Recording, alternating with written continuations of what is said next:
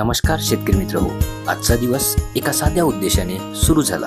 शेतकऱ्याला त्याच्या मातीची खरी ओळख करून देण्यासाठी. संध्याकाळी 5 वाजताच्या सुमारास आम्ही निघालो नया वाठोडा येथे आमच्या नियोजित शेतामध्ये.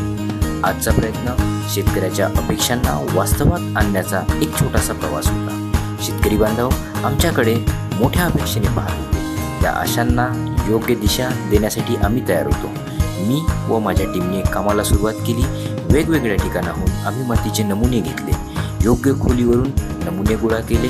नमुने एकत्र करून योग्य प्रकारे तयार केले. योग्य मातीचा नमुना म्हणजेच अचूक माती अहवाल, ज्यामुळे आपल्याला कळतं आपल्या जमिनीचं आरोग्य. मातीचे नमुने घेतल्यानंतर आम्ही परतीच्या प्रवासाला निघालो.